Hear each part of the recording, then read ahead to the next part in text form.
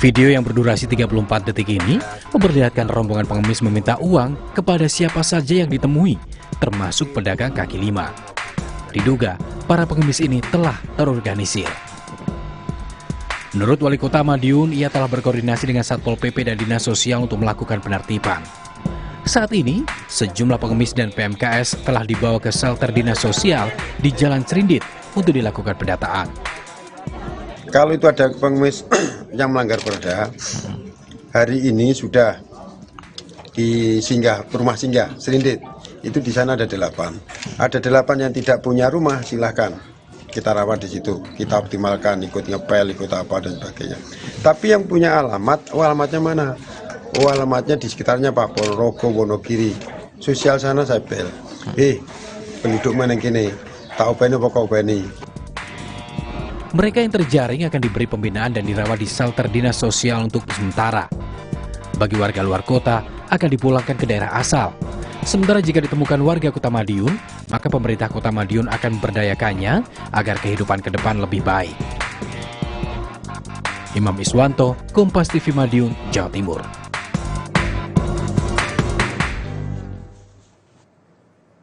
Saudara, pemilu akan kita laksanakan pada 14 Februari 2024. Pastikan untuk tetap mengikuti perkembangan terkini melalui Kompas TV independen terpercaya. Demikian Indonesia Update hari ini. Saya Jihan Novita, mewakili kru yang bertugas pamit undur diri. Terima kasih, sampai jumpa.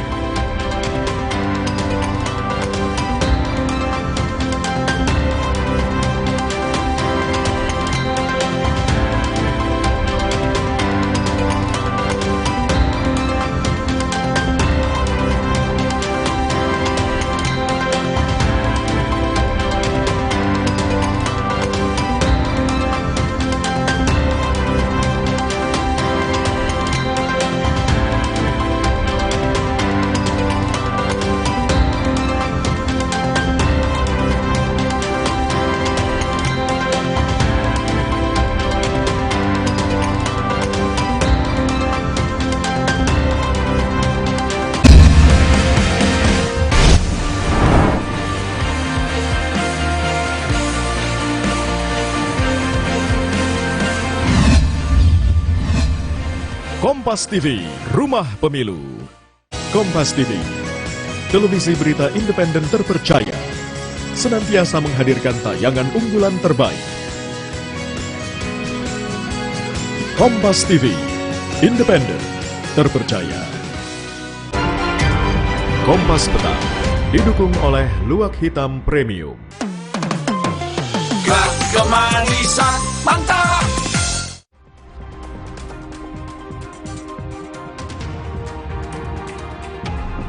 Polisi memeriksa mantan Wakil Bupati Indramayu Luki Hakim sebagai saksi dalam kasus penodaan agama yang menjerat nama Panji Gumilang.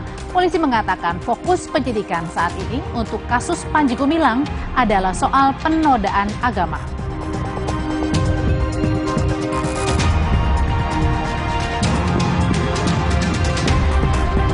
Komisi Kepolisian Nasional Kompolnas mendorong polisi segera menahan suami pelaku penganiayaan terhadap istrinya yang sedang hamil.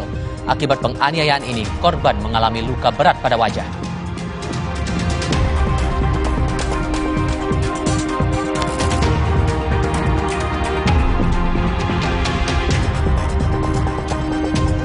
Presiden Joko Widodo menyebut pepatah Jawa menang tanpa ngasorake dalam pidato di depan para Menlu ASEAN dan negara sahabat di Jakarta.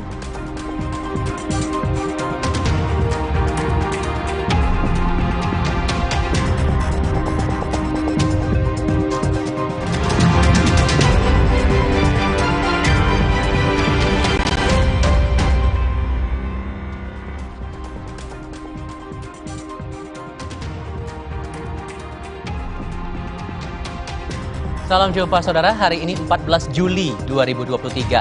Anda sedang menyaksikan program berita Kompas Petang hanya di Kompas TV, independen, terpercaya. Saya Tifal Sulesa akan bersama Anda dalam paruh kedua program ini. Namun untuk paruh pertama, Anda akan bersama Audrey Chandra. Audrey? Terima kasih, Tifal. Informasi pertama kami, seorang perempuan penumpang KRL komuter lain, saudara, terperosok di celah peron Stasiun Sudirman, Jakarta. Astagfirullahaladzim.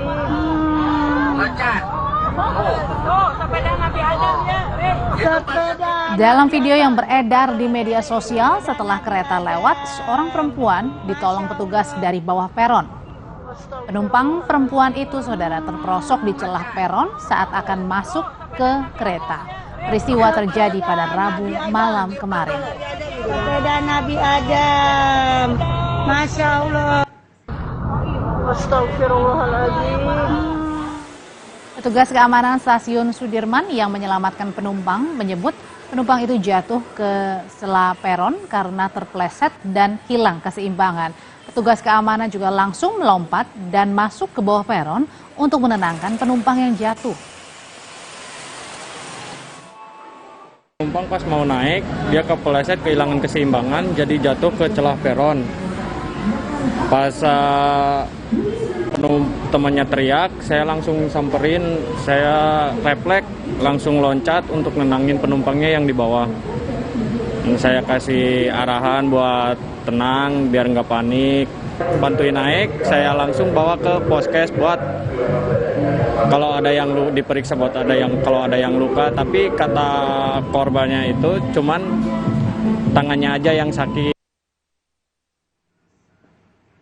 Informasi berikutnya, selebritas yang juga mantan Wakil Bupati Indramayu Luki Hakim memenuhi panggilan Barreskrim Polri sebagai saksi dalam penyelidikan kasus dugaan penistaan agama pimpinan Pondok Pesantren Al Zaitun Panji Gumilang. Luki tiba di Barreskrim Polri pada Jumat pukul 10 pagi tadi. Mantan Wakil Bupati Indramayu itu mengaku mengunjungi pesantren Al Zaitun 29 Juli 2022 dan pernah hadir dalam perayaan ulang tahun pimpinan Pondok Pesantren Al Zaitun Panji Gumilang. Luki menambahkan Ponpes Al Zaitun merupakan ponpes terbesar di Indonesia. Sementara setoran pajak bumi dan bangunan atau PBB serta pembayaran listrik Pondok Pesantren Al Zaitun termasuk yang tertinggi di Indramayu. Saya bilang heboh karena memang semua serba besar. Ini pesantren terbesar se-Indonesia, tanahnya besar sekali. Al Zaitun ini juga pembayar PBB terbesar di Indramayu. Dan bayar listriknya pun mahal. Jadi saya pengen tahu kenapa listriknya bisa mahal. Terus buat apa lahannya besar? Ternyata ditunjukin tuh lahannya dipakai untuk bertani secara modern, secara tersusun sistemnya lebih baik, peternakannya ada dan lain-lain. Dan bahwa di berita-berita dikatakan bahwa ada rekening-rekening yang dibekukan oleh PPATK dan tidak mungkin PPATK membekukan rekening Mbak atau Mas kalau tidak ada indikasi kan itu loh.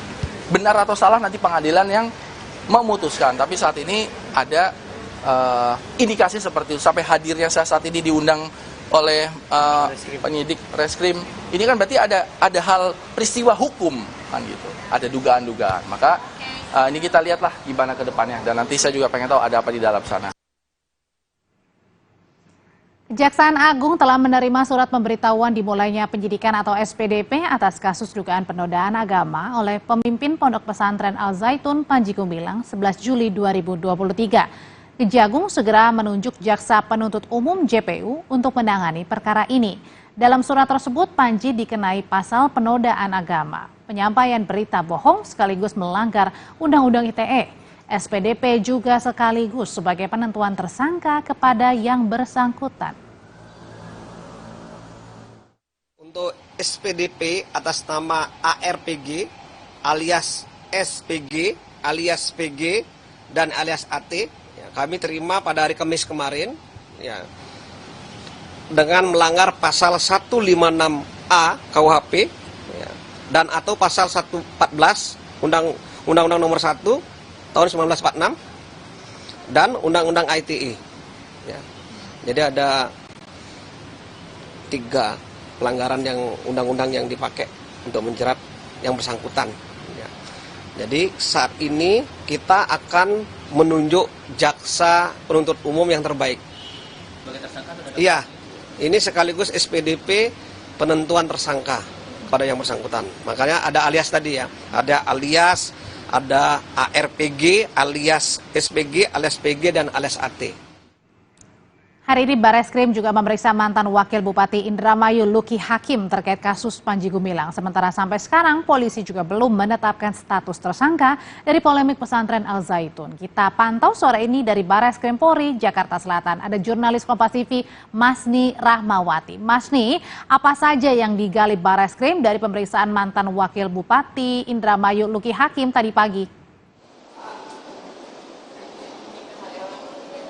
Iya, yang digali dari penyidik setelah memanggil dari Luki Hakim, ini memang untuk mendapatkan dan memintai keterangan terkait keberadaannya di tempat kejadian perkara atau saat dari adanya Panji Gumilang ini adanya dugaan dari penodaan agama atau penistaan agama yang dilakukannya. Memang dari video viral yang tersebar, memang dari Luki Hakim sendiri itu terlihat berada di samping dari Panji Gumilang, yakni pimpinan dari Pondok Pesantren Al Zaitun.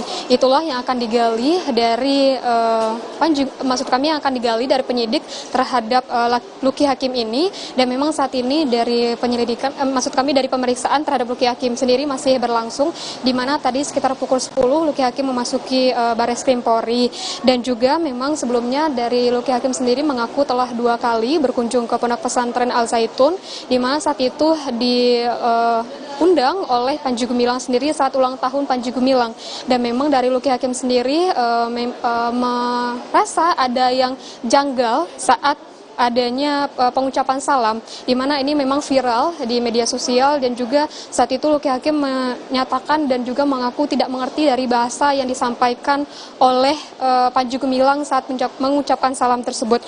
Dan memang saat ini pemeriksaan masih berlangsung, dan juga dari pemeriksaan ini sebelumnya memang dari Brigjen Ahmad Ramadan menyebutkan bahwa ada 4 saksi yang dipanggil hari ini, namun hanya 2 yang memenuhi panggilan, yakni Luki Hakim dan juga 1 orang pendeta.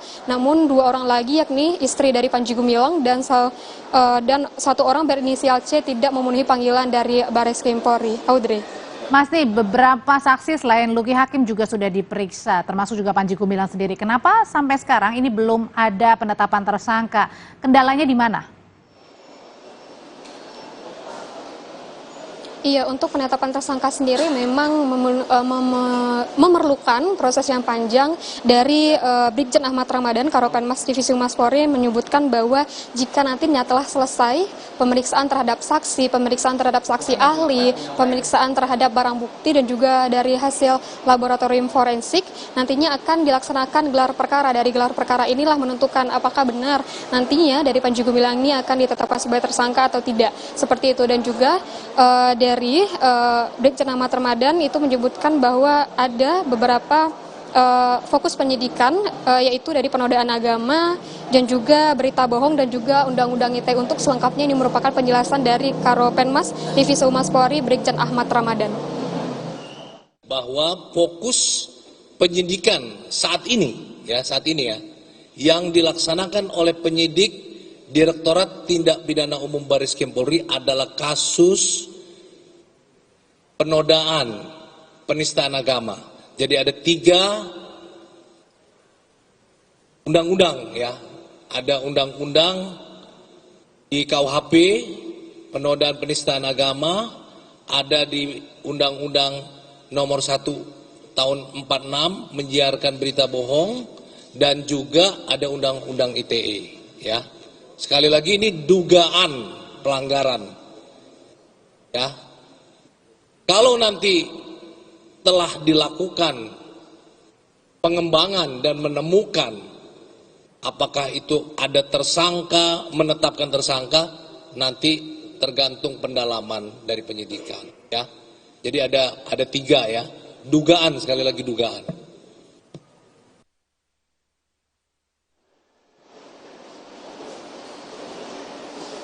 Untuk fokus penyidikan saat ini memang itu adanya dari penodaan agama dan juga dari berita bohong dan juga Undang-Undang ITE. Nantinya akan dilakukan pengembangan, dan juga setelah selesai pemeriksaan saksi ahli dan juga pemeriksaan barang bukti serta dari laboratorium forensik Polri, nantinya akan dilaksanakan gelar perkara dan nanti akan menentukan apakah Panji Gumilang ini akan ditetapkan sebagai tersangka atau tidak, di mana untuk saat ini memang Panji Gumilang masih berstatus terlapor juga saksi.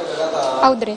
Masih terakhir, kalau sudah adakah hasil dari Puslapor dan juga pemeriksaan berbagai ahli? Ya, dari informasi terakhir yang kami dapatkan memang untuk dari hasil dari pemeriksaan ahli, pemeriksaan saksi, dan juga pemeriksaan dari barang bukti dan juga dari laboratorium forensik belum disampaikan oleh pihak kepolisian, tapi memang pemeriksaan saksi-saksi ini masih berlangsung, di mana untuk saksi ini sudah lebih dari 20 orang yang diperiksa, termasuk juga saksi ahli dan juga termasuk Panji Gumilang yang sempat dimintai keterangan oleh penyidik. Dan juga memang untuk saat ini hari ini memang dipanggil juga itu istri dari Panji Gumilang, namun belum memenuhi panggilan Bareskrim Polri, dan hingga saat ini polisi masih menunggu hingga hari ini apakah dari istri Panji Gumilang ini akan memenuhi panggilan hingga saat ini, dan juga nantinya dari saksi lainnya apakah juga akan memenuhi panggilan dari Bareskrim Polri. Hingga saat ini memang lebih dari 20 saksi yang telah dipanggil oleh Bareskrim Polri, dan juga sebelumnya memang ada saksi ahli, yakni saksi ahli bahasa, ahli agama, ahli sosiologi, dan juga ahli IT. Hingga saat ini untuk proses dari pemeriksaan dan penyidikan dari kasus Panji Gumilang ini atas dugaan dari penistaan agama masih berlangsung, Audrey. Polisi terus mengebut beberapa saksi dan juga ahli yang diperiksa terkait dengan kasus Panji Gumilang, tapi penetapan tersangkanya belum ada. Terima kasih laporannya jurnalis Kompas TV, Masni Rahmawati. Usai jeda, saudara, tetaplah di Kompas Petang. Polisi menyebut konser JKT48 di Semarang, Jawa Tengah yang heboh setelah satu penontonnya tewas usai pingsan ini belum memiliki izin ternyata.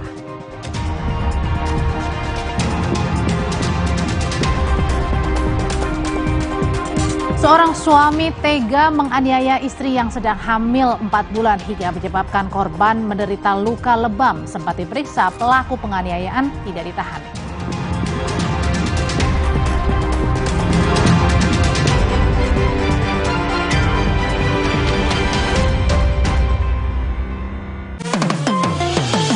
Kemanisan mantap. Kopi luwak Thai. Tuang white coffee dulu. Kopi putih nomor 1 di Indonesia. Nyaman diminum, gak bikin kembung. Luwak white coffee, tak mendukung sepak bola Indonesia mendunia. Luwak white coffee. Kopi nikmat, nyaman diminum. Luwak white coffee, the real white coffee. Inovasi baru dari Hotin. Hotin Go. Oles, go. Roll on, go. Pijat, go. Nggak sentuh langsung, nggak bikin tangan panas. Hotin Go. Hotnya in, langsung go. Hotin Go dilengkapi aplikator roll on dan pijat. Hentak agar krimnya turun. Oles, go. Roll on, go. Pijat, go. Nggak sentuh langsung, nggak bikin tangan panas. Terus, enaknya terus. Manis asam, cuy. Manis asam, cuy. Manis asam, cuy. Oleh terus. Gak nempel di gigi. Slay, oleh. Siap untuk tantangan finishing baru? Yuk kita kotorin. Hah? Gimana cara bersihinnya? Pakai deterjen, tapi harus disikat berkali-kali. Warnanya pudar. Gimana ya? Deterjen aja emang gak cukup. Tambahkan Vanish Pink baru dengan 3 keunggulan. Hilangkan noda membandel tanpa harus repot. Aktif lindungi warna, bajunya panjang umur. Tiap mencuci, tambahkan Vanish Pink baru. 3 keunggulan. Vanish Pink baru. Perhatian, beli better, bisa gratis better lagi. Yeay, dapat better lagi. Gue mau tuker dong. Semua di sana. Buruan beli, bisa gratis better lagi.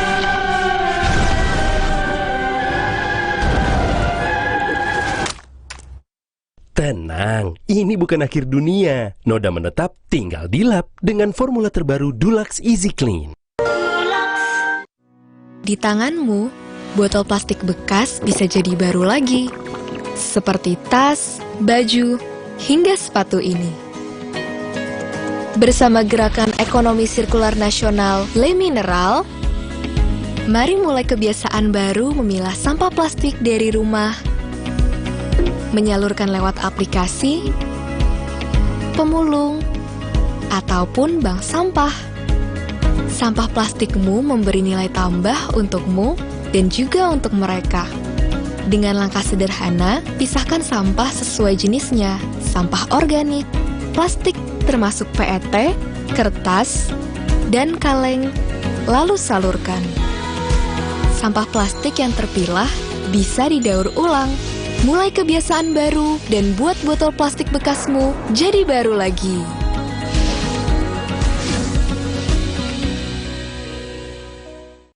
Kalah. Lapar sih. Aha, Roma Makis abon aja. Ekstra abon, ekstra abon, ekstra energi. Roma Makis, banyak rasa, siap asik lagi. Sekarang isi 3 lebih banyak. Salah satu event yang diselenggarakan untuk kepentingan konsumen-konsumen kita. Dengan adanya Pesta KPR, ada promo dan undiannya. Marekon Serpong dapat menjaga kualitas, dapat memberikan delivery yang sesuai seperti yang dijanjikan. Segala fasilitas yang aku butuhin untuk hidup mandiri itu sudah saya dapatkan di sini. Nikmati promo bunga menarik dan juga beragam hadiah menarik selama Pesta KPR Summarecon Serpong. Summarecon Serpong. Kemanisan mantap.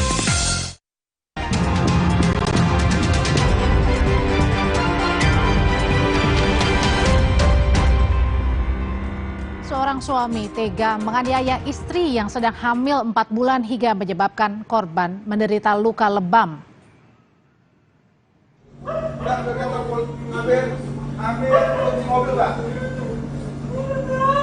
Peristiwa terjadi di rumah kontrakan pelaku dan korban di Serpong Utara, Tangerang Selatan, Rabu dini hari. Ibu korban, saudara, yang tinggal serumah dengan pelaku dan juga korban berteriak minta tolong kepada tetangga. Aksi brutal pelaku terhenti setelah pengurus lingkungan keluar dan melerai.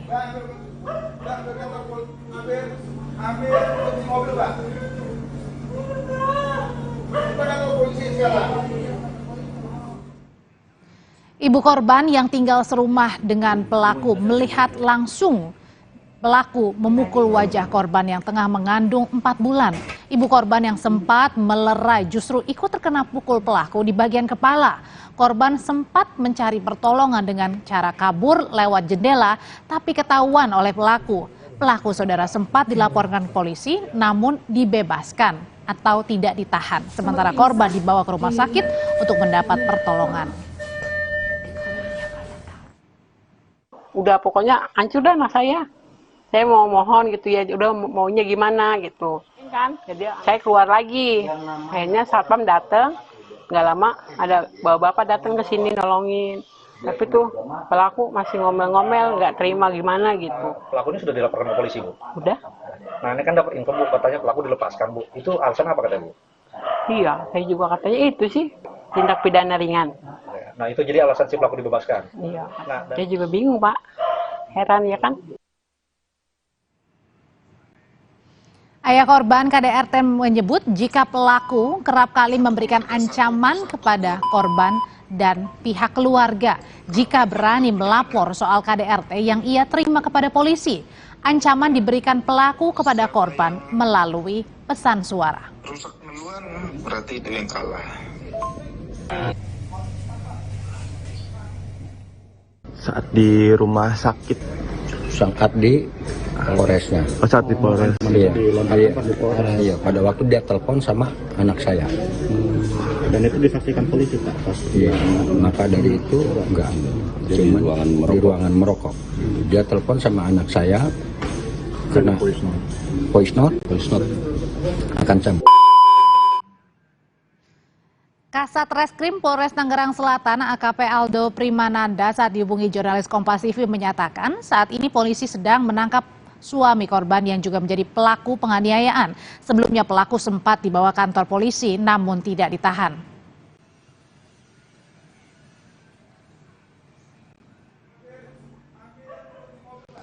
Komisi Kepolisian Nasional Kompolnas mendorong polisi segera menahan pelaku penganiayaan yang merupakan suami korban. Kompolnas, saudara, masih akan mengklarifikasi proses penanganan kasus ini ke polisi. Komisioner Kompolnas Pungki Indarti mengatakan pelaku penganiayaan harus dikenakan pasal 44 ayat 1 Undang-Undang KDRT dengan ancaman hukuman maksimal 5 tahun penjara, denda 15 juta rupiah. Suami ini melakukan kekerasan terhadap istri di mana istrinya juga sedang hamil, sehingga harus diperhitungkan masalah terkait dengan keselamatan istri dan janin yang sedang dikandungnya. Maka kami mendorong sebaiknya pelaku dilakukan penahanan. Si pelaku kemungkinan besar akan dapat melakukan kejahatan lagi, memukuli istrinya atau memukuli keluarganya yang lain, dan ini sangat membahayakan. Untuk membahasnya kita akan tanyakan ke Hanifah Hasna, kriminolog Universitas Indonesia. Sore, Bu Hanifah. Mbak Hanifah. Selamat sore Mbak Audrey. Mbak Hanifah, jadi yang dilihat ini terkonfirmasi ya merupakan KDRT, kekerasan dalam rumah tangga, bukan tindak pidana ringan. Ya, kekerasan dalam rumah tangga Mbak, karena pelakunya adalah orang di dalam rumah itu dan dilakukan kepada istri dan ibu.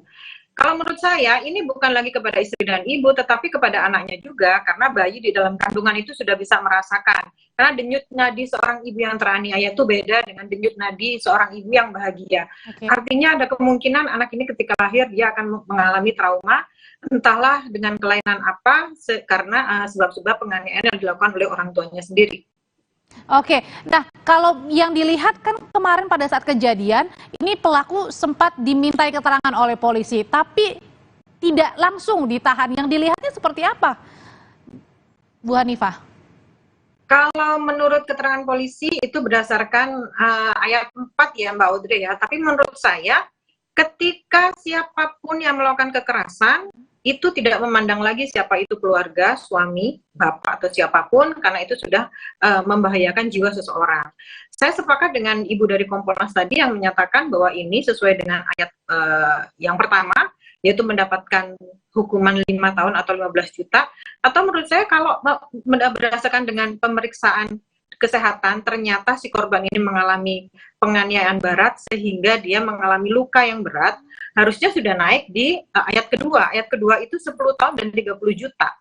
Gitu loh. Jadi gini, jangan sampai menunggu korban itu meninggal, baru polisi itu menentukan atau menetapkan si pelaku ini harus ditahan atau tidak.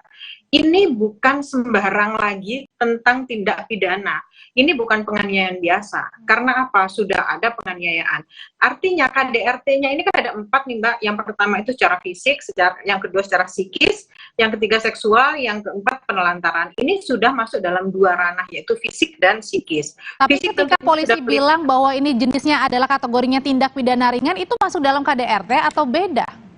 Masuk dalam KDRT karena pelakunya adalah orang di dalam rumah gitu. Nah, orang di dalam rumah ini kan sudah ada korbannya. Korbannya dalam kondisi seperti apa? Sudah jelas kondisinya dia babak belur. Sudah jelas ada saksinya. Harusnya tidak lagi pidana ringan dong. Karena kalau demikian adanya, nanti masyarakat akan mempelajari bahwa menindaklanjuti permasalahan rumah tangga dengan kekerasan itu adalah sesuatu yang biasa.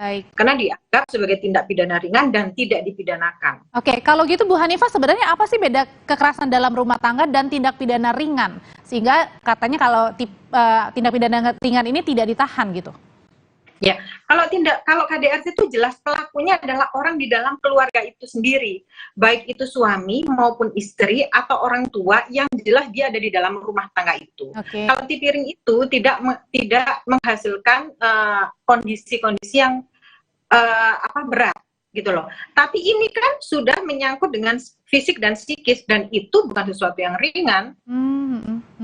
Dan seharusnya itu ditahan ya, karena mungkin saja pelaku dapat mengulangi perbuatannya. Sangat, karena ini kan masalah power ya Mbak ya. Power itu apalagi seorang suami itu di dalam rumah itu punya dominasi patriarki. Dia merasa bahwa dialah yang bisa menyelesaikan segala persoalan. Dia yang merasa berkuasa sehingga dia merasa bahwa dia layak untuk melakukan hukuman-hukuman terhadap istrinya. Mungkin kalau ditarik ke belakang, mungkin dia menjadi korban kekerasan sebelumnya. Tetapi entahlah itu dari ke belakangnya. Tapi yang jelas ini sudah melakukan tindak kekerasan. Dan ini berpengaruh terhadap anak dalam kandungan. Ini kan termasuk dalam Undang-Undang Perlindungan Anak. Karena anak itu 0 sampai 18 tahun sudah dilindungi dalam Undang-Undang Perlindungan Anak. Oke, kalau dalam kasus seperti ini, KDRT seperti ini, biasanya kan yang menjadi atau selalu kerap kali yang menjadi korban adalah istri ya, Bu Hanifah ya. Ini bagaimana caranya memberikan perlindungan, apalagi pada saat sudah kejadian seperti ini? Sebetulnya sudah ditentukan dalam Undang-Undang Pasal 10 Undang-Undang Nomor 23 Tahun 2004. Itu tentang penghapusan kekerasan dalam rumah tangga.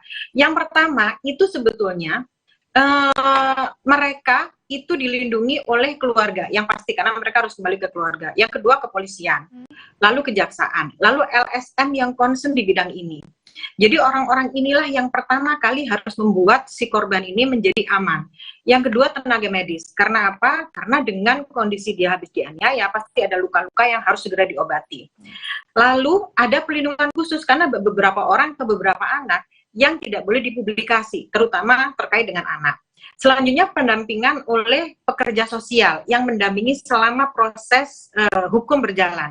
Karena apa? Karena biasanya pelaku yang punya power ini akan melakukan intimidasi atau pengancaman sehingga pengakuannya selama dalam BAP itu bisa melenceng. Apalagi ini masih dalam keluarga, sehingga masih ada rasa cinta, rasa sayang yang membuat pengakuan-pengakuannya itu menjadi berbalik ketika sudah menyangkut perasaan. Yang terakhir adalah pelayanan di bidang rohani. Ini hak dari korban, karena mereka harus mendapatkan ketenangan secara kejiwaan, secara kerohanian. Baik itu agama apapun ya, pasti harus diberikan upaya itu untuk memberikan ketenangan. Jadi kalau misalnya mendapatkan kekerasan dalam rumah tangga, Bu Hanifah, apa yang harus dilakukan sebagai korban? Langsung lapor, karena kan biasanya agak takut untuk lapor. Ya betul. Tapi sebetulnya begini, ini kan antara power sama pengendalian diri. Makanya kenapa perempuan selalu menjadi korban? Karena perempuan dianggap lemah. Biasanya pelaku atau laki-laki ini akan menganiaya orang-orang yang benar-benar lemah. Makanya dari awal kita harus menunjukkan power kita. Bahwa kita punya keluarga yang hangat, kita punya keluarga yang support, sehingga ketika suami akan melakukan apapun, kita itu gampang sekali melakukan, meminta pertolongan kepada orang lain. Kemudian ada lagi pembekalan kepada orang sekitar bahwa KDRT itu bukan hanya masalah rumah tangga tetapi masalah lingkungan. Banyak sekali korban KDRT yang tidak bisa melapor karena malu, atau tetangga yang tahu bahwa ada salah satu rumah yang menjadi korban tetapi tidak mau menolong karena dianggap dapur orang. Ini yang perlu disosialisasikan bahwa masalah KDRT adalah masalah sosial, bukan masalah masalah privat yang harus ditutupin. Oke, baik. Semoga penanganannya dan pelaku juga dapat segera ditahan ya, karena bisa saja tadi ya sudah mengancam juga keluarga dan juga korban. Terima kasih Bu Hanifah Hasna, kriminolog Universitas Indonesia. Sehat selalu, Bu. Terima kasih Mbak Audrey. Setelah ini saudara, kita punya informasi dari Presiden Joko Widodo yang menyebut pepatah Jawa menang tanpa ngasorake atau menang dengan terhormat tanpa mengalahkan pihak lain. Disampaikan Presiden di depan para Menlo ASEAN dan negara sahabat di Jakarta.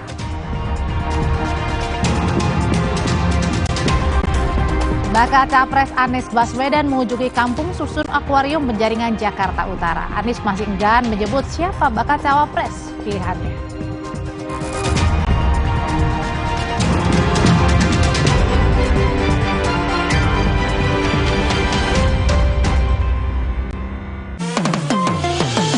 Kemanisan mantap. Jalan yuk. Usia nambah, gerak susah ya. Kesehatan sendi harus diperhatikan. Rajin gerak badan tak berlebihan. Bila perlu, minum Wellmove. Diproduksi dengan teknologi modern, higienis, dan halal. Wellmove, bergerak itu nikmat. Untuk membantu atasi capek, pegal, dan nyeri otot, pakai Hotin Cream. Kalau untuk meredakan nyeri sendi, rematik dan keseleo, nah, itu pakai Hotin DCL baru. Bahan aktif DCL-nya efektif mengobati rematik, linu, dan nyeri sendi. Hotnya, Hotin banget deh. Baru Fitbar Cheese Delight dengan multigrain dan keju cheddar berkualitas. Fitbar Delicious Multigrain Bar. Duh, badan suka gampang pegal dan lelah. Bisa jadi ada masalah di otot, tulang, dan jantung, mah. Nah, minum Entrasol dengan ekstrak buah zaitun, bantu jaga kesehatan otot, tulang, dan jantung. Bisa tetap aktif berdua. Entrasol. Kontraksin, obat demam anak andalan ibu dari masa ke masa. Yang diproduksi dengan teknologi modern, higienis, dan quality assurance yang baik. Lahir dari keamanan mutu dan tanggung jawab sepenuh hati. Kontraksin, andalan ibu Indonesia. Terus enak asam, manis asam, Slay Olay terus gak nempel di gigi. Slay Olay. Dunia terus berputar. Begitu banyak hal yang berakhir, namun banyak juga yang kembali dalam bentuk baru, memberi harapan baru. Seperti botol plastikmu yang dapat menjadi barang baru lagi melalui gerakan ekonomi sirkular nasional Le Mineral. Kini, plastik tidak lagi menjadi sampah, namun terus berputar dengan dipilah dan didaur ulang menjadi baru. Semua bisa mengambil peran penting dalam perputaran itu dari hulu ke hilir. Mulai dari kamu yang memilah sampah dari rumah, pemulung yang mengumpulkannya, hingga pekerja pabrik yang mendaur ulang. Bersama gerakan ekonomi sirkular nasional Le Mineral, mari jadikan botol plastikmu jadi baru lagi.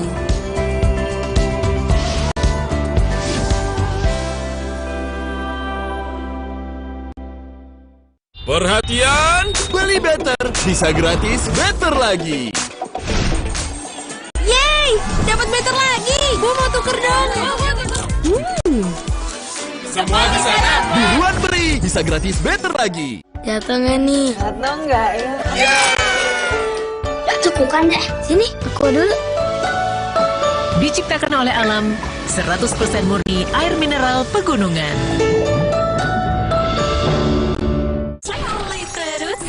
Enaknya terus. Manis asam, cuy. Manis asam, cuy. Manis asam, cuy. Slay Olay terus. Gak nempel di gigi. Slay Olay. Awali hari kopi luwak dengan minum kopi. Kopi nomor 1. Ya. Nih, luwak kopi dulu. Kopi nikmatnya. Kopi putih nomor 1 di Indonesia. Nyaman diminum, gak bikin kembung. Luwak White Coffee tak mendukung sepak bola Indonesia mendunia. Luwak White Coffee, kopi nikmat, nyaman diminum. Luwak White Coffee, dari White Coffee. Gerak kemanisan mantap.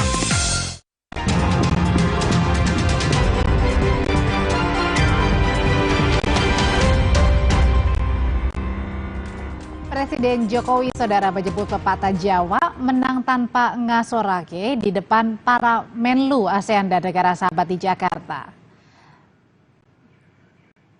Peribahasa Jawa menang tanpa ngasorake atau menang dengan terhormat tanpa merendahkan pihak lain.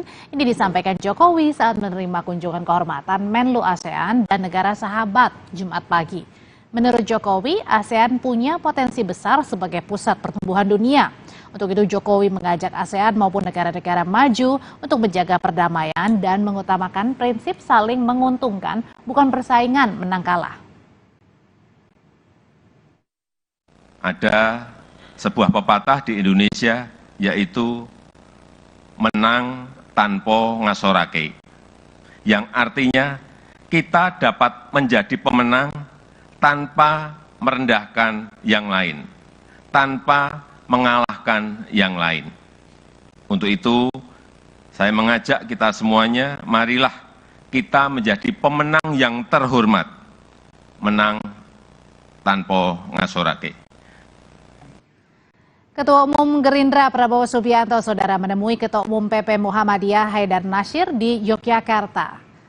Prabowo bersilaturahmi ke Universitas Ahmad Dahlan Yogyakarta menemui Ketua Umum PP Muhammadiyah Haidar Nasyir sekitar pukul 14.30 waktu Indonesia Barat sore tadi. Pertemuan empat mata antara Prabowo dan Haidar Nasyir berlangsung tertutup selama 1 jam lebih.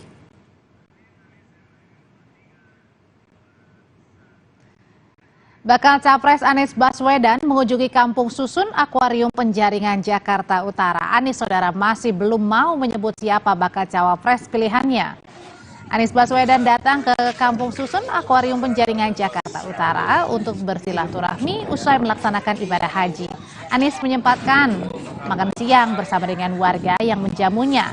Ditanya soal siapa cawapres pilihannya, Anies belum mau menyebut kandidatnya dan justru menjawab dengan bercanda. Katanya ada cewek yang akan menemani Bapak nanti. Saya memang didampingi sama perempuan. Istri saya. Bener. Oh, ini kacamata nggak, Bu? Kan udah di kantong nih, Pak. Ini kantong gimana ya? Yohanes jawabnya gimana? Udah itu aja. Sementara baliho bergambar baca pres Anies Baswedan dan Ketua Umum Partai Demokrat Agus Harimurti Yudhoyono muncul sejak beberapa hari lalu di sejumlah ruas jalan di Jakarta. Di antaranya di Keramat Jati dan di Duren Sawit, Jakarta Timur. AHY saudara memang menjadi salah satu kandidat bacawa pres potensial pendamping Anies Baswedan.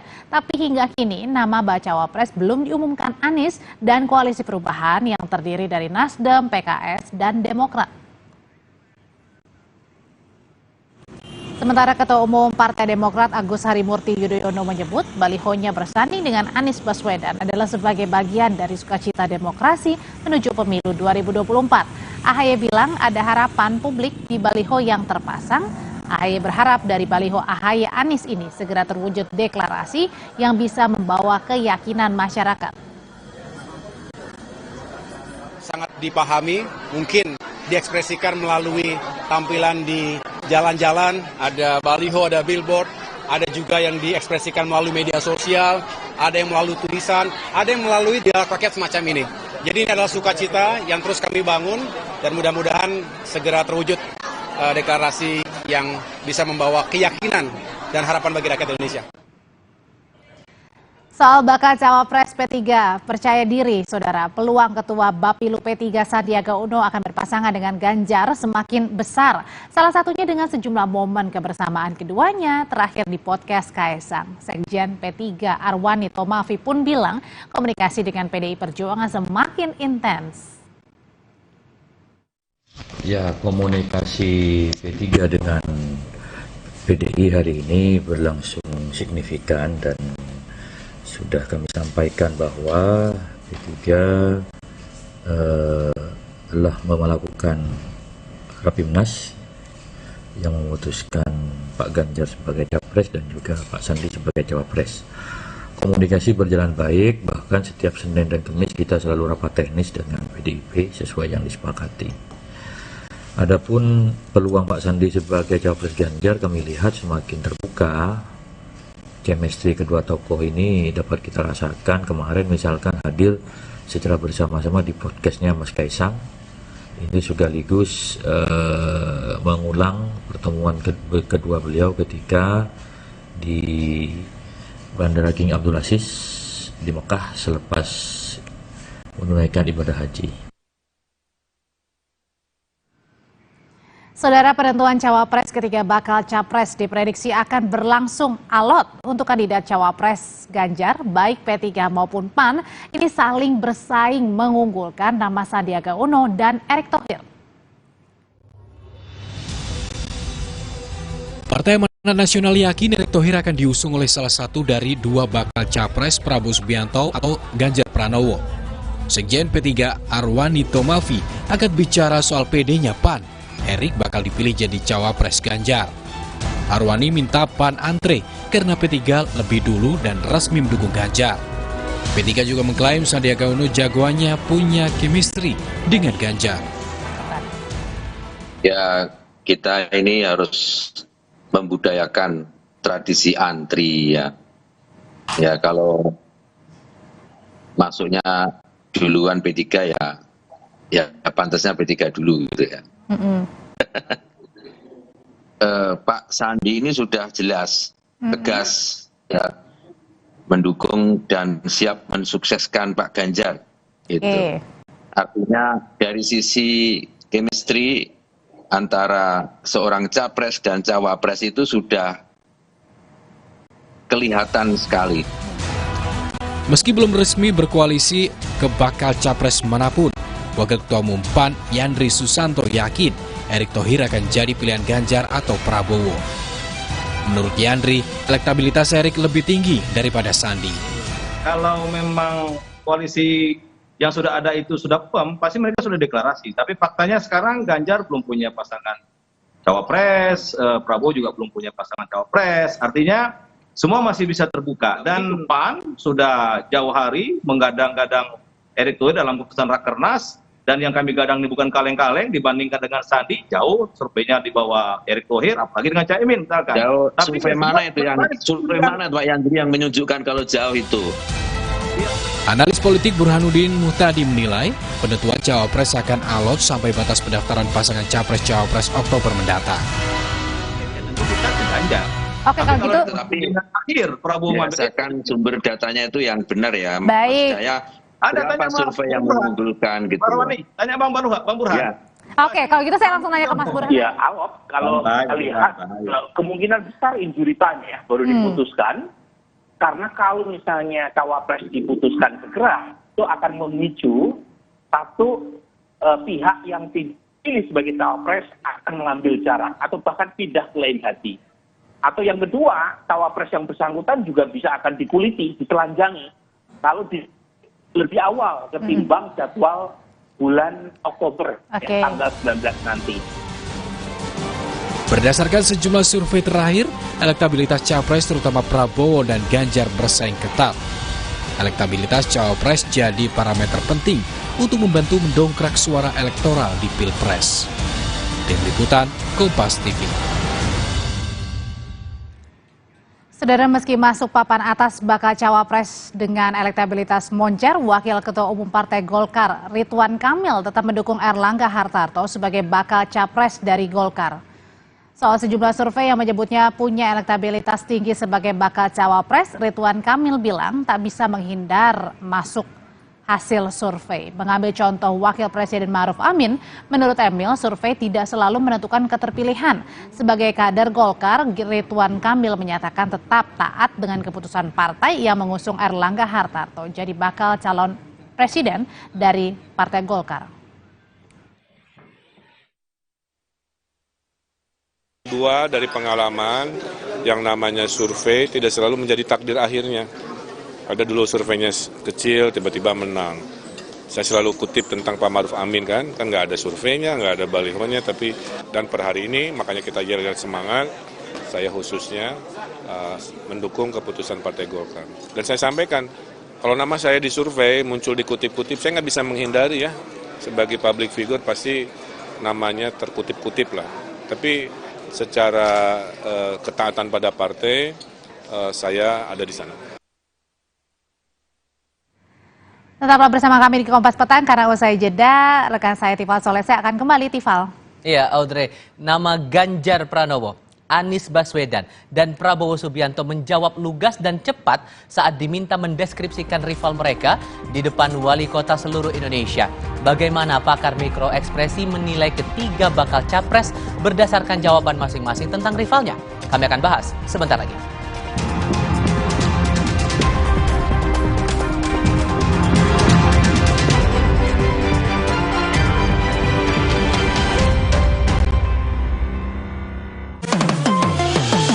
Kemanisan mantap.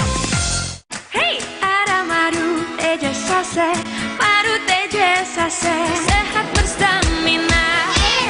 Rasa jeruk stroberi banyak manfaatnya. Madu teja saset, enak sehatnya. Niatku madu TJ hitam pahit dengan kualitas madu TJ plus manfaat ekstra herbal. Niatku demi anakku, niatku demi istriku. Madu TJ hitam pahit, niatku jaga kesehatan. Kopi luwak time dengan minum kopi nomor 1.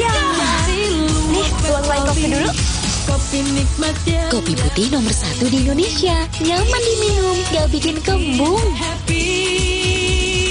Luwak White Coffee tak mendukung sepak bola Indonesia mendunia. Kopi nikmatnya. Luwak White Coffee. Kopi nikmat, nyaman diminum. Luwak White Coffee, The Real White Coffee. Gatel nggak nih? Gatel nggak ya? Cepukan deh. Sini, aku dulu. Diciptakan oleh alam, 100% murni air mineral pegunungan. Terus, enaknya terus. Manis asam, cuy. Manis asam, cuy. Manis asam, cuy. Oleh terus. Gak nempel di gigi. Slay, oleh. Selamat datang, silakan. Hah? Emangnya ada waktu buat sakit kepala? Panadol Extra, cepat redakan sakit kepala dan nyeri yang mengganggu. Panadol Extra, cepat redakan sakit kepala, dapat diminum sebelum makan. Alah, lapar sih. Aha, Roma Makis Abon aja. Ekstra abon, ekstra abon, ekstra energi. Roma Malkis, banyak rasa, siap asik lagi. Sekarang isi 3 lebih banyak. Ketika sakit, tubuh butuh waktu hingga 6 bulan untuk pulih. Minum Ensure Go dengan HMB dan triple protein, dukung kekuatan dan bantu jaga daya tahan tubuh lebih cepat agar hidup makin berkualitas. Minum 2 kali sehari. Perhatian, beli better, bisa gratis better lagi. Yeay, dapat better lagi. Gue mau tuker dong. Semua di sana, buruan beli, bisa gratis better lagi. Kenapa pakai Dettol setiap hari? Setiap hari suami saya kena panas dan polusi. Parahnya lagi, setiap hari anak saya terpapar kuman dari temannya yang sakit dan keringat. Terus pulangnya bawa kuman. Makanya saya pakai Dettol. Germ Defense formulanya berikan perlindungan lawan 99,99% kuman untuk keluarga. Dettol, yakin terlindung setiap hari. Terus, enaknya terus. Manis asam, chewy, manis asam, chewy, manis asam, chewy. Saya oleh terus, gak nempel di gigi. Slay, oleh.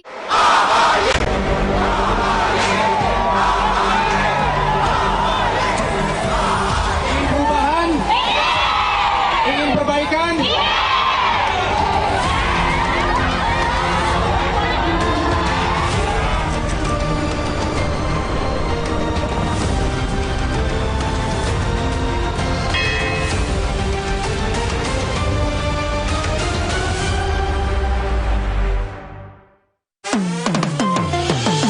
Kemanisan mantap.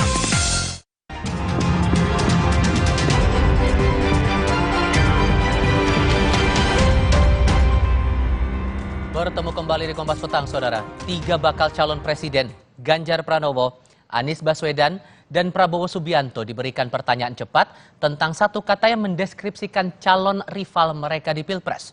Jawaban mereka disimak puluhan kepala daerah yang hadir di Rakernas Apeksi kemarin.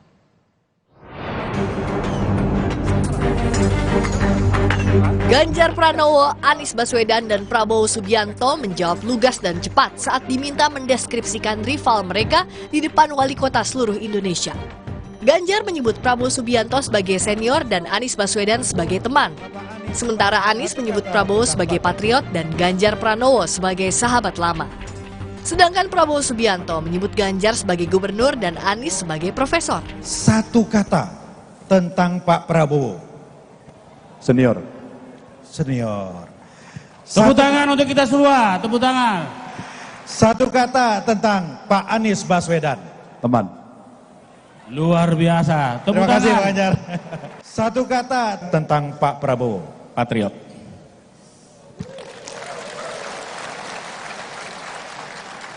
Satu kata tentang Pak Ganjar. Sahabat lama. Menurut Pak Prabowo tentang Bapak Ganjar Pranowo. Gubernur. Ya benar sih gubernur. Satu kata dari Bapak Prabowo tentang Pak Anies Baswedan. Profesor.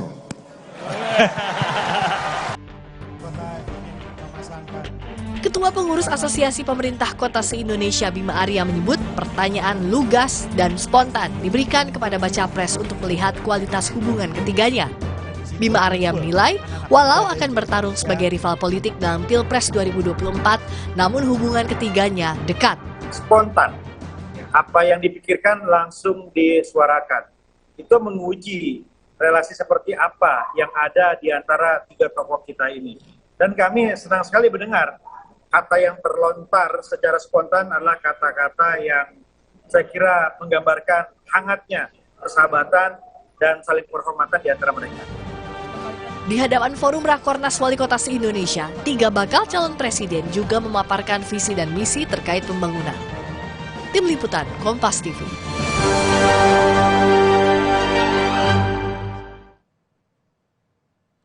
Lebih lengkap terkait relasi ketiga bakal capres yang digambarkan dalam satu kata dalam forum adu gagasan di hadapan Wali Kota se-Indonesia, kita diskusikan bersama pakar mikro ekspresi Handoko Gani dan Direktur Eksekutif Parameter Politik Adi Prayitno. Mas Adi, Mas Handoko, selamat sore, apa kabar? Selamat sore. Selamat sore, Tifal. Mas Handoko, Anda melihat bahwa ketiga baca pres ini saat melontarkan satu kata tentang rival mereka masing-masing ini sudah jujur? Sudah. Tolak ukurnya gimana tuh? Tolak ukurnya kalau kita lihat memang dari YouTube itu sendiri ya, artinya dari apa yang mereka sampaikan di Apeksi, baik itu pemilihan kata-kata, gaya bicara, sampai topik, hingga micro expression-nya dan gesturnya. Jadi sebetulnya sudah mewakili. Ya, kalau kita lihat memang seorang Anies, saya ingin menyampaikan satu hal bahwa penggambaran Pak Prabowo terhadap Ganjar dan Anies ini sebetulnya mewakili analisa saya. Artinya apa tuh? Yang saya lihat memang seorang baca pres Anies Baswedan terlihat seperti seorang profesor, seorang yang sangat pintar, ya, memberikan data yang super simple tapi bisa ditarik sedemikian rupa menjadi sebuah harapan dan ide untuk masa depan Indonesia. Seorang profesor, ya, dari listrik, ya, contohnya dari peta yang sederhana. Seorang profesor, konseptor. Kemudian Pak Prabowo juga mengatakan seorang Ganjar Pranowo ini gubernur yang sebetulnya merepresentasikan Pak Ganjar ini adalah seorang kepala daerah yang setara, kurang lebih setara dengan wali kota dan bupati yang juga sama-sama mewakili pemimpin di level provinsi atau kabupaten dan seterusnya. Jadi Pak Prabowo ini menempatkan dirinya justru sebagai komandan. Jadi sebagai yang paling tinggi, komandan yang membawai orang pintar. Kalau untuk dua lainnya, untuk Anies dan Ganjar, jawabannya gimana menurut Anda? Kalau saya lihat ya, Ganjar dan Anies ini seperti Monijen tidak dalam tanda kutip, ya, maafkan saya kalau kata-katanya salah, kurang memandang seorang Prabowo, makanya digunakan istilah senior. Tidak akan bersaing dengan seorang senior gitu kan. Saya dengan seorang senior tuh enggak akan bersaing gimana gitu ya. Ya. Kemudian satu lagi adalah seorang patriot. Seorang patriot yang tentu saja sangat kita hormati, ya, dan kita tidak ingin bersaing dengan patriot. Jadi keduanya ini menggambarkan seorang Prabowo tuh seperti orang yang bukan rivalnya. Seperti itu, bukan rivalnya. Kalau untuk satu sama lain? Justru penggunaan kata teman dan sahabat ini menunjukkan rivalitas yang jelas antara keduanya. Kalau Anda, Mas Adi, melihat ini, apalagi Bima Arya sempat bilang bahwa persahabatan ketiganya hangat dalam forum itu. Anda juga merasa hal demikian?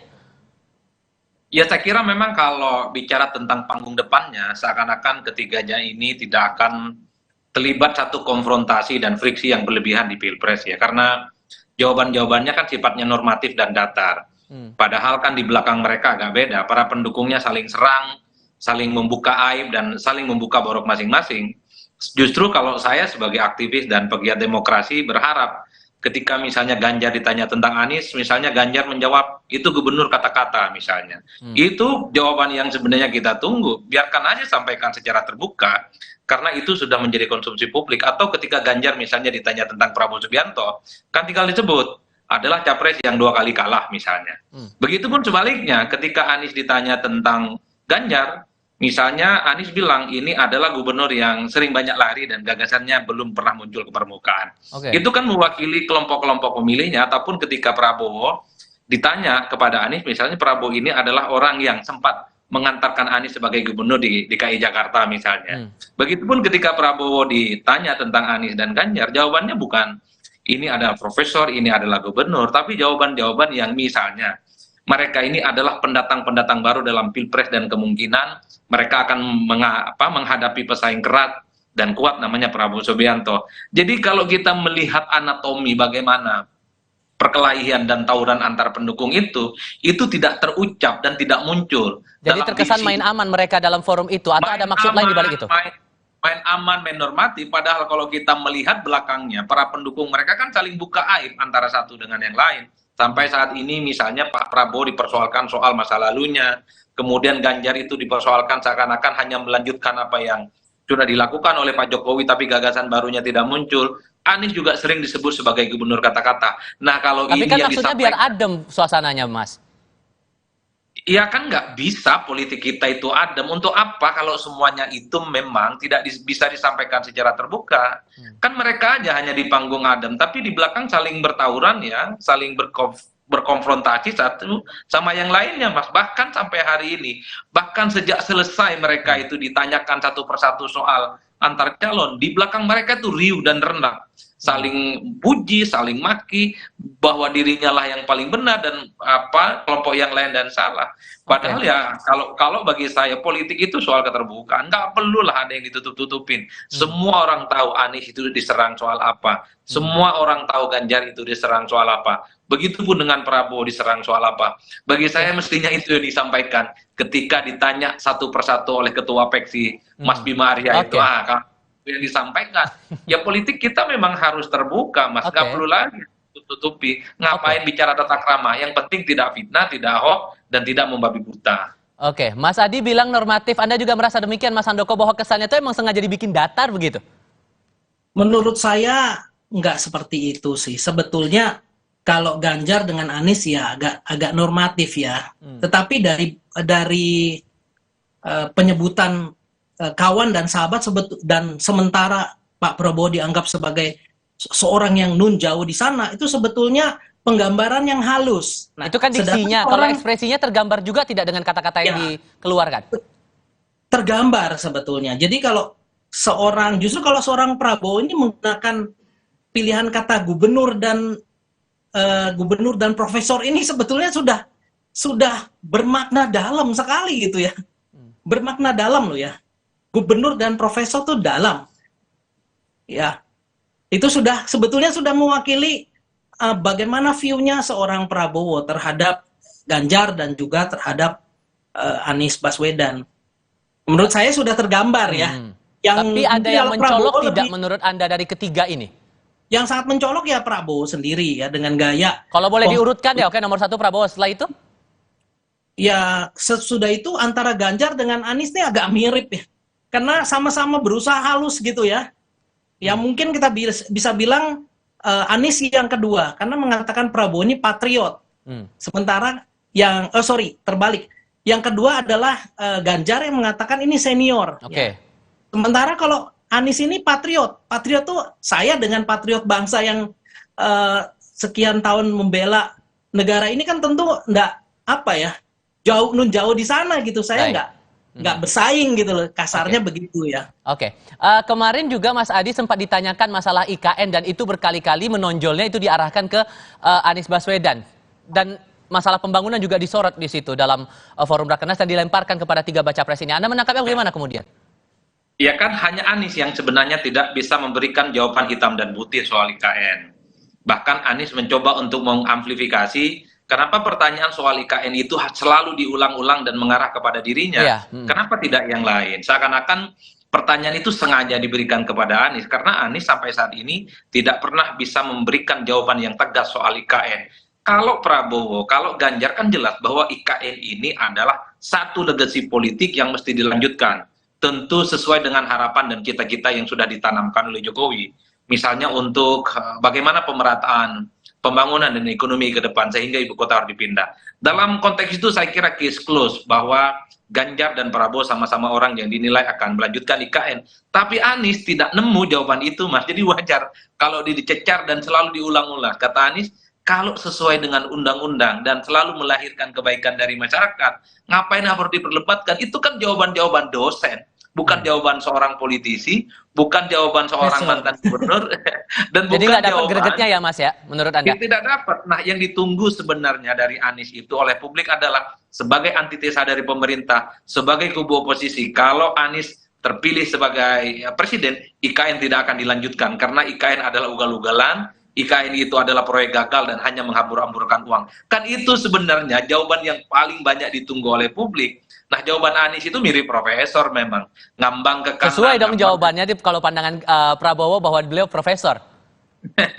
Ya memang cukup normatif. Nah, ini yang sebenarnya membuat Anies agak sedikit sulit memposisikan dirinya sebagai antitesa dan merupakan replika dari kubu oposisi, Mas. Karena nyaris tidak ada diferensiasi yang sebenarnya bisa ditawarkan kepada publik. Kan kalau kita mau jujur sebenarnya soal IKN, pendukung Anies mostly adalah mereka yang kecewa dan menolak. Tapi Anies tidak bicara itu secara tegas.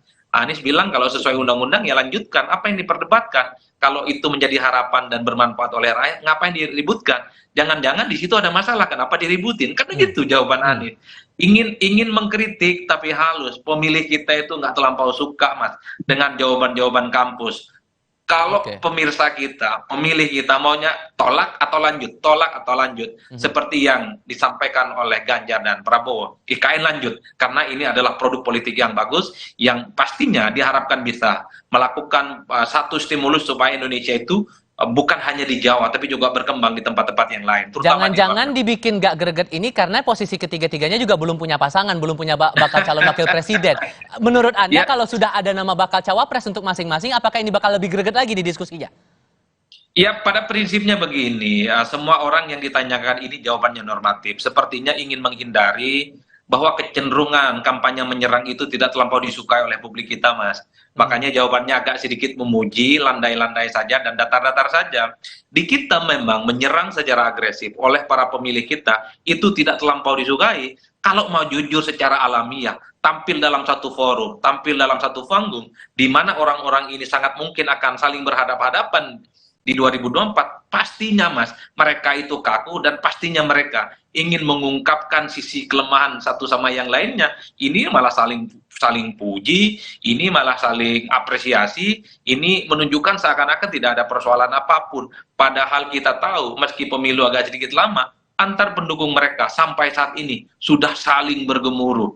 Anies sampai saat ini misalnya stigmanya nggak hilang sebagai gubernur kata-kata. Sampai hari ini misalnya, Prabowo itu selalu dipersoalkan sebagai orang yang misalnya punya masa lalu yang agak sedikit panjang. Kemudian Pak Ganjar dinilai hanya sebatas calon presiden yang merupakan replika dan melanjutkan apa yang sudah dilakukan oleh Jokowi. Tapi diferensiasinya sebagai pelanjut belum muncul gagasan originalitasnya. Oke.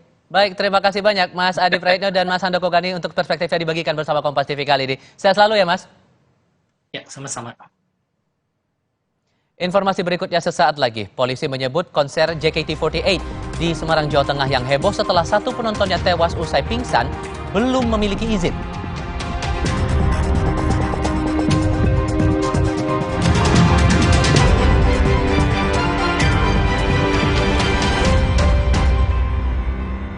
Baru Fitbar Cheese Delight dengan multigrain dan keju cheddar berkualitas. Fitbar, delicious multigrain bar. Sekarang badan gampang pegal dan lelah. Itu bisa jadi masalah di otot, tulang, dan jantung. Minum Entrasol dengan ekstrak buah zaitun bantu jaga kesehatan otot, tulang, dan jantung. Jadi bisa tetap aktif. Entrasol. Kopi luwak time. Ya. Nih, tuang white kopi dulu. Kopi putih nomor 1 di Indonesia. Nyaman diminum, gak bikin kembung. Luwak White Coffee tak mendukung sepak bola Indonesia mendunia. Luwak White Coffee, kopi nikmat, nyaman diminum. Luwak White Coffee, the real white coffee. Alergi, jontor nih. Aku biduran, obatnya yang depannya Indal CTN. Bisa dibeli tanpa resep dokter. Indal CTN, komposisi anti alerginya redakan alergi. Indal CTN. Luka, memar di kulit. Sakit. Pegal ini nyeri sendi, butuh dipijit. Sakit. Gak usah ngeluh kalau sakit, pakai Herba Wahid. Herba Wahid, minyak herbal berkhasiat. Herba Wahid, minyak gosok, urut dan pijit. Wahid. Jatuh nggak nih? Jatuh nggak ya? Cepukan deh. Sini, aku dulu. Diciptakan oleh alam, 100% murni air mineral pegunungan.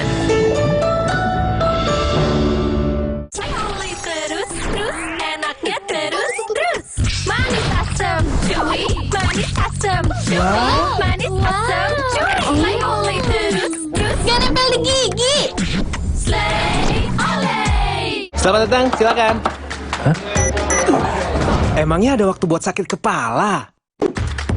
Panadol Extra, cepat redakan sakit kepala dan nyeri yang mengganggu. Panadol Extra, cepat redakan sakit kepala, dapat diminum sebelum makan. Mau mengiklankan usaha kamu dengan harga terjangkau? Langsung aja ke pasangiklan.com. Pasang iklan segampang upload, bayar, tayang. Ada beragam paket yang bisa kamu pilih di pasangiklan.com. Mulai dari harga Rp50.000 sampai harga Rp1.000.000. Iklan kamu akan tayang di jaringan media milik Kompas Gramedia. Jadi, iklan kamu berpotensi dilihat oleh 270 juta pembaca. Di pasangiklan.com, kamu bisa memilih jenis iklan yang ingin ditayangkan. Kamu bisa memilih iklan untuk ditayangkan di website, Instagram, atau iklan baris di koran Kompas. Di pasangiklan.com, kamu nggak perlu khawatir, karena setelah iklan ditayangkan, kamu akan mendapatkan informasi mengenai perkembangan iklan berupa laporan performa untuk iklan digital dan Instagram, serta notifikasi penayangan untuk iklan baris di koran Kompas. Jadi, mau pasang iklan yang dilihat banyak orang dengan harga terjangkau? Segampang upload, bayar, lalu tayang? Tunggu apa lagi? Langsung aja ke pasangiklan.com.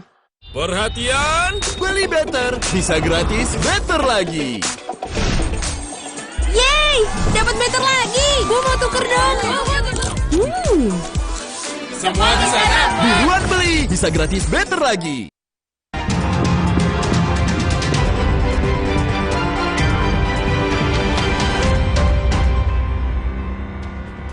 Saudara, polisi menyebut konser JKT48 di Semarang, Jawa Tengah yang heboh setelah satu penontonnya tewas usai pingsan belum memiliki izin. Polisi memastikan saat ini masih mendalami penyebab kematian Ahmad Arsyad Diski yang tewas usai pingsan saat konser JKT48 di Semarang. Polisi masih memastikan adanya laporan terkait dugaan overkapasitas saat konser JKT48 berlangsung di Semarang. Namun polisi memastikan menemukan pelanggaran jika penyelenggaraan konser belum berizin.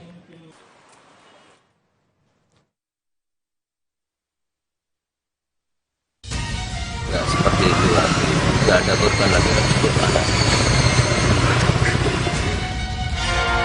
Ayah Ahmad Arsyad tak kuasa menahan sedih saat mengingat putranya yang telah meninggal dunia. Sebelum meninggal, Ahmad Arsyad sempat pingsan saat menonton konser JKT48 di Semarang, Jawa Tengah. Ia datang menjalani pemeriksaan polisi untuk mengusut penyebab kematian putranya yang sempat pingsan saat menonton konser JKT48. Ayah Ahmad Arsyad berharap ada evaluasi untuk penyelenggara konser. Dan kejadian ini, ya seharusnya ada evaluasi lagi supaya penyelenggaraannya itu nggak seperti itu lagi, nggak ada korban lagi tersebut. Tuntutan keluarga gimana, Pak? Yang Wali Kota Semarang, Hewe Arita Gunaryanti Rahayu, menyampaikan rasa duka cita atas meninggalnya Ahmad Arsyad saat datang melayat. Atas peristiwa ini, Wali Kota Semarang memastikan akan melakukan evaluasi terhadap pelaksanaan konser di Kota Semarang. Nanti kami juga akan meminta kepada dari teman-teman Disbudpar ya terkait pastinya kan yang pertama kalau ada kegiatan pasti ada perizinan, tapi mungkin juga evaluasi itu bagaimana kapasitasnya, kemudian SOP untuk ada emergency kan gitu. Kami akan melihat, kami akan mengecek gitu ya terkait dengan konser-konser yang ada di Kota Semarang. Ahmad Arsyad Diski meninggal dunia setelah pingsan saat menyaksikan konser JKT48 di salah satu mal di Semarang pada Selasa. Nyawanya tak tertolong saat dibawa ke rumah sakit. Tim Liputan, Kompas TV. Terkait penyelidikan meninggalnya satu penggemar JKT48 setelah sempat pingsan saat menonton konser. Kita terhubung dengan Kasat Reskrim Polrestabes Makassar, AKBP Doni Sardo Lombantoruan. Pak Doni, selamat sore, apa kabar Pak? Selamat sore Mas. Saya koreksi dari Polrestabes Semarang, Jawa Tengah. Ini tidak ada izin untuk mengadakan konser. Jadi keterangan dari panitia bagaimana kemudian ini sampai dilaksanakan?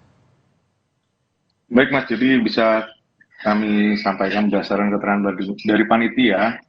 mereka mengajukan izin itu atau permohonan izin itu dari tanggal 4 Juli, kemudian dari Polsek sudah mengeluarkan rekomendasi di tanggal 6, kemudian ininya yang seharusnya diajukan rekomendasi ke Polrestabes di tanggal 7, tetapi mengingat waktu yang terlalu mepet, akhirnya proses rekomendasi ini belum selesai karena pelaksanaan di tanggal 11 Juli.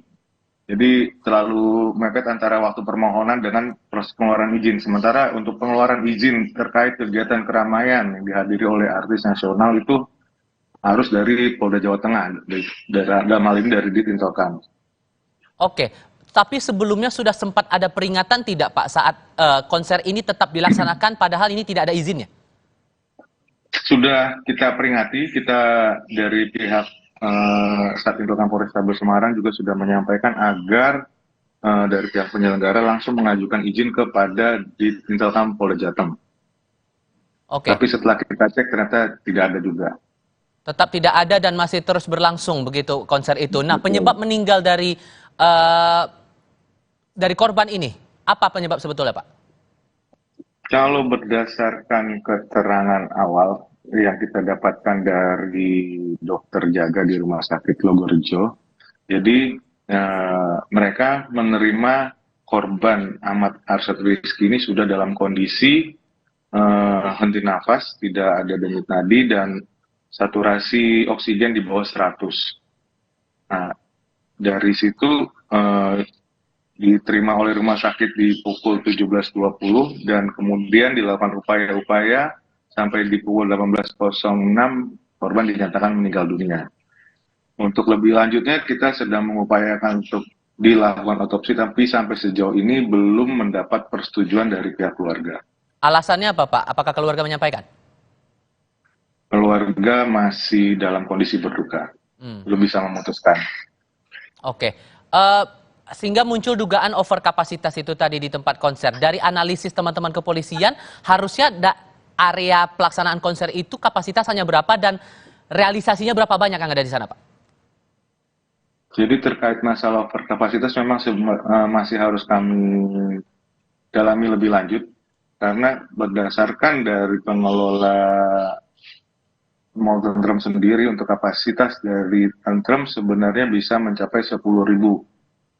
Nah, dan pada saat kejadian itu kurang lebih masyarakat yang hadir sekitar kurang lebih 3.000 sampai 5.000 orang. Begitu, Mas. Oke. Tapi nanti ini kita akan dalami lagi. Oke, bagaimana, Pak? Nantinya kita akan dalami lagi apakah seperti yang disampaikan oleh pengelola atau tidak begitu. Oke. Soal korban ini, Ahmad Arsyad Rizky ini, saat pingsan di lokasi konser, apakah sempat dapat pertolongan pertama oleh orang-orang yang ada di sekitar sel? Korban Ahmad Rizky ini, jadi perlu saya jelaskan kurang lebih sedikit Mas ya. Jadi konser itu dilaksanakan pada tanggal 11 Juli 2023 pukul 20.30 seharusnya terjadwal. Oke. Korban Ahmad Rizky sudah hadir di mal tersebut pada pukul 10.20 siang hari, pagi hari. 10.20, kemudian mendapatkan posisi di depan panggung sekitar 10.40. Dan posisi itu, posisi seluruh pengunjung adalah duduk Mas di situ. Dari 10.40, kemudian di pukul 16 ada acara kuis, disitulah kemudian korban pingsan. Oke. Dari pingsan ini kemudian dilakukan langkah-langkah emergensi oleh panitia di Mall Tentrem. Kemudian setelah didapati tidak adanya henti napas, kemudian dikirim ke rumah sakit. Baik, terima kasih untuk informasinya. Kasat Reskrim Polrestabes Semarang sudah dibagikan bersama kami di Kompas TV kali ini. Sehat selalu untuk Anda, Pak Doni. Sama-sama, Mas. Terima kasih. Sesaat lagi di Kompas Petang, Kejaksaan Agung masih memeriksa sejumlah hasil temuan dari penggeledahan kantor penasihat hukum terdakwa Irwan Hermawan Magdir Ismail terkait pengembalian uang 27 miliar rupiah dalam kasus korupsi BTS Kominfo.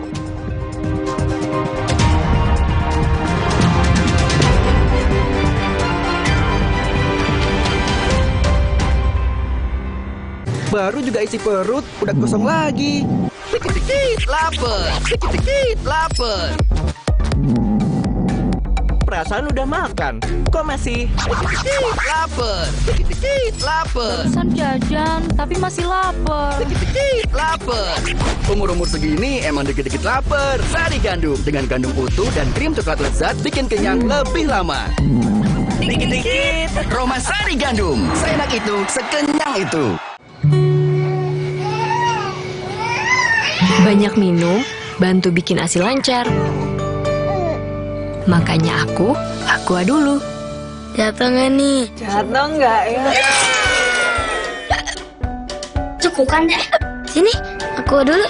Diciptakan oleh alam, 100% murni air mineral pegunungan. Apapun aktivitasmu, Aqua dulu. Kopi luwak time. Ya. Nih, luwak white coffee dulu. Kopi putih nomor 1 di Indonesia. Nyaman diminum, gak bikin kembung. Luwak white coffee tak mendukung sepak bola Indonesia mendunia. Luwak white coffee. Kopi nikmat, nyaman diminum. Luwak white coffee, the real white coffee.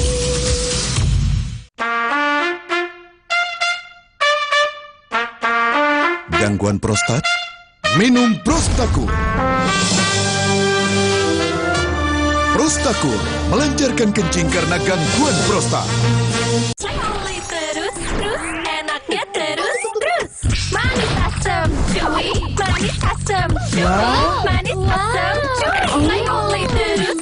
Gak nempel di gigi. Slay, oleh. Ketika sakit, tubuh butuh waktu hingga 6 bulan untuk pulih. Minum Ensure Go dengan HMB dan triple protein dukung kekuatan dan bantu jaga daya tahan tubuh lebih cepat agar hidup makin berkualitas. Minum 2 kali sehari. Alah, lapar sih. Aha, Roma Makis abon aja. Ekstra abon, ekstra abon, ekstra energi. Roma Makis, banyak rasa, siap asik lagi. Sekarang isi 3 lebih banyak. Banyak minum, bantu bikin ASI lancar. Makanya Aqua dulu. Jatuh nggak nih? Jatuh nggak ya? Cukup kan deh. Sini, Aqua dulu. Diciptakan oleh alam, 100% murni air mineral pegunungan. Apapun aktivitasmu, Aqua dulu. Perhatian, beli better bisa gratis better lagi. Yeay, dapat better lagi. Gue mau tuker dong. Semua di sana. Buruan beli, bisa gratis better lagi. Jadi nggak ada yang baru nih? Ini bos, mie sedap goreng, resep baru. Ada yang mau nggak? Nggak bos. Mie sedap goreng baru. Mie-nya makin kenyal, bawang gorengnya makin crunchy. Bohong kalau bisa nolak mie sedap goreng baru. Soal rasa, lidah nggak bisa bohong.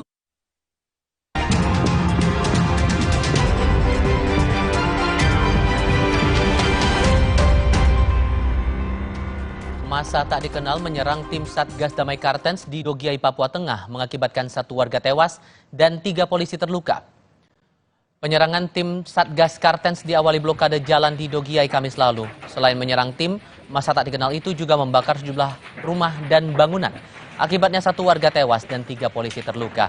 Kapolda Papua Irjen Matius Fakhiri mengutus 2 pejabatnya untuk menyelidiki penyerangan itu. Di sisi lain, Pak Kapolres juga saya minta untuk hari ini bisa memerankan semua tokoh agama, tokoh masyarakat yang ada di Dogiai untuk membantu kepolisian melihat akar permasalahannya. Mudah-mudahan apa yang dilaporkan anggota kepada saya itu sebagaimana yang didapat dari 2 pejabat utama yang saya utus ke Dogiai.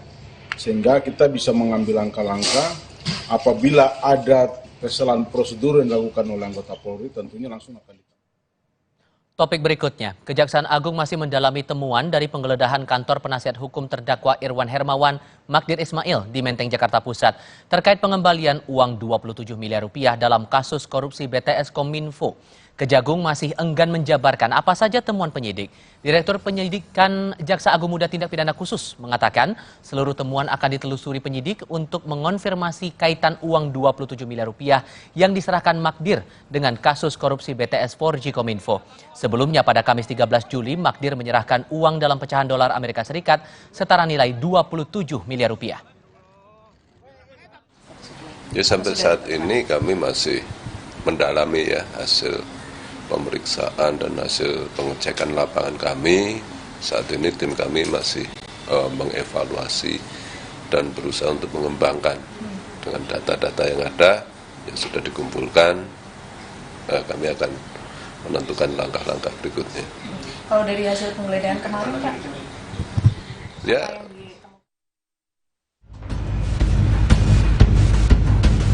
Uang ini adalah untuk kepentingan Irwan Hermawan.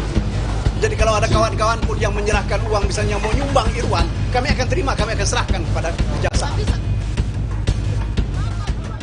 Pengacara terdakwa kasus korupsi BTS Kominfo Irwan Hermawan Magdir Ismail datang ke Kejaksaan Agung untuk mengembalikan uang 27 miliar rupiah Kamis kemarin.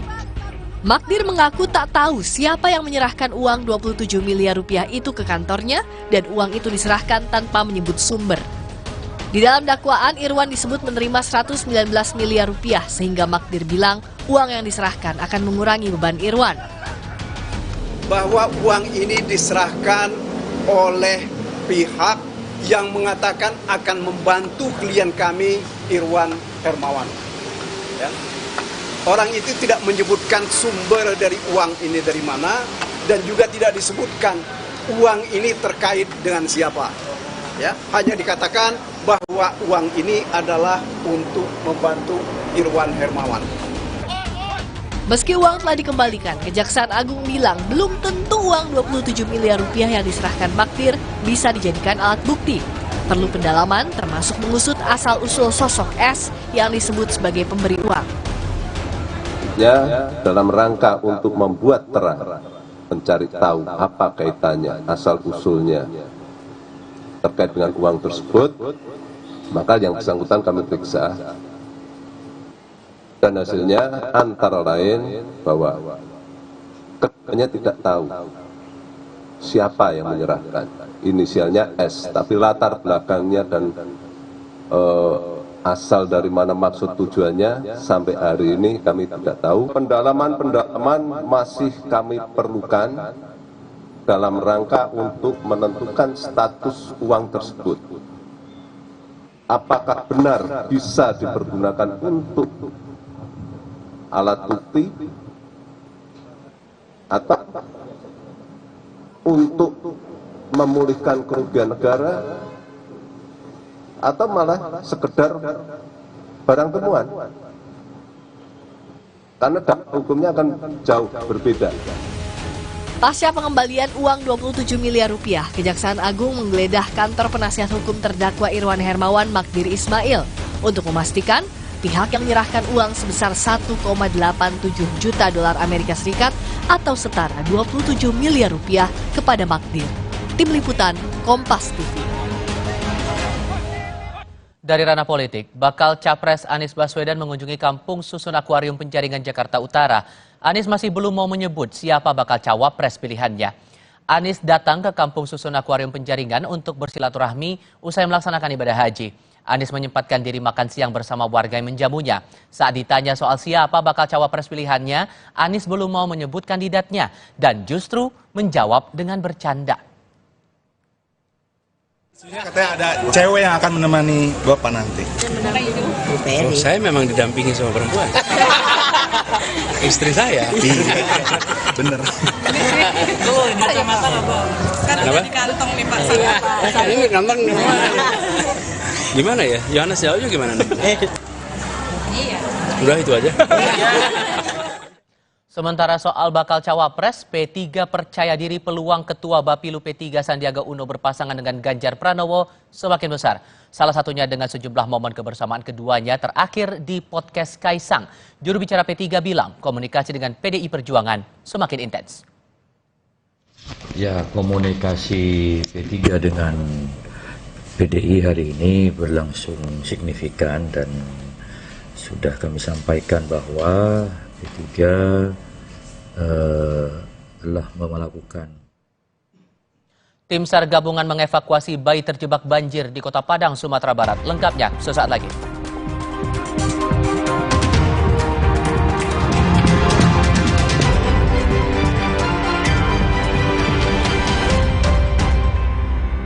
Baru juga isi perut, udah kosong lagi. Dikit-dikit lapar, dikit-dikit lapar. Perasaan udah makan, kok masih dikit-dikit lapar, dikit-dikit lapar. Barusan jajan, tapi masih lapar. Dikit-dikit lapar. Umur-umur segini emang dikit-dikit lapar. Sari gandum dengan gandum utuh dan krim coklat lezat bikin kenyang lebih lama. Dikit-dikit Roma Sari Gandum. Seenak itu, sekenyang itu. Banyak minum, bantu bikin ASI lancar. Makanya Aqua dulu. Jatuh nggak nih? Jatuh nggak ya? Cukup kan deh. Sini, Aqua dulu. Diciptakan oleh alam, 100% murni air mineral pegunungan. Apapun aktivitasmu, Aqua dulu. Perhatian, beli better bisa gratis better lagi. Yeay, dapat better lagi. Gue mau tuker dong. Semua bisa dapat. Buruan beli, bisa gratis better lagi. Kata orang, gue itu si paling kerja, syuting seharian, tiba-tiba sakit kepala. Oskadon, oke buat sakit kepala. Bekerja aktif di pusatnya, dapat diminum sebelum makan, tanpa ngantuk. Oskadon, solusi oke, sakit kepala. Terus, enaknya terus. Manis asam, chewy, manis asam, chewy, manis asam, chewy. Oleh terus. Gak nempel di gigi. Slay, oleh. Siap untuk tantangan finishing baru? Yuk kita kotorin. Hah? Gimana cara bersihinnya? Pakai deterjen, tapi harus disikat berkali-kali. Warnanya pudar. Gimana ya? Deterjen aja emang gak cukup. Tambahkan Vanish Pink baru dengan 3 keunggulan. Hilangkan noda membandel tanpa harus repot. Aktif lindungi warna, bajunya panjang umur. Tiap mencuci, tambahkan Vanish Pink baru. 3 keunggulan. Vanish Pink baru. Baru juga isi perut, udah kosong lagi. Dikit-dikit lapar, dikit-dikit lapar. Perasaan udah makan, kok masih dikit-dikit lapar, dikit-dikit lapar. Barusan jajan, tapi masih lapar. Dikit-dikit lapar. Umur-umur segini emang dikit-dikit lapar. Sari gandum dengan gandum utuh dan krim coklat lezat bikin kenyang lebih lama. Dikit-dikit Roma Sari Gandum. Seenak itu, sekenyang itu.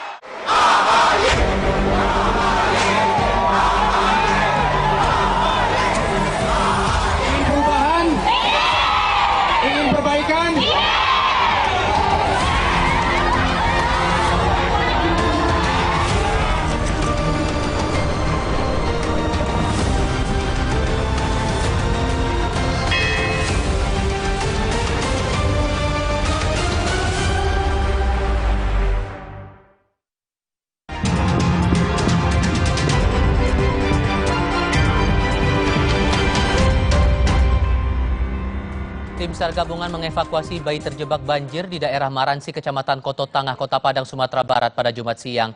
Tim SAR setempat mengevakuasi seorang ibu, 1 bayi dan 2 balita dengan perahu karet yang terdampak banjir.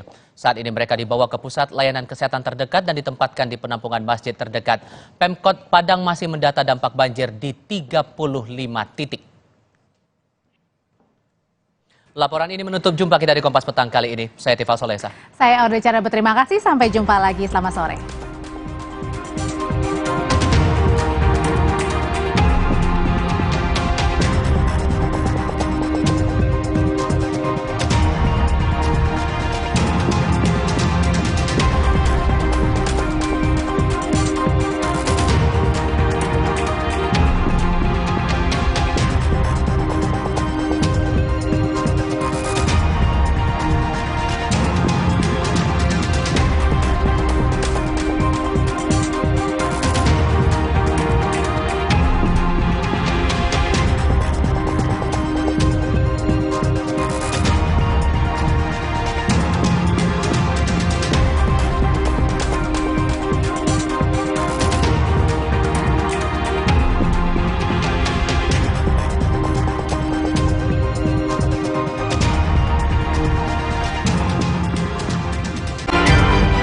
Nafas Petang didukung oleh Luwak Hitam Premium. Kemanisan mantap. Setelah rumput dan fasilitas Jakarta International Stadium jadi persoalan, kini usul pembentukan pansus JIS era Anies Baswedan kencang disuarakan.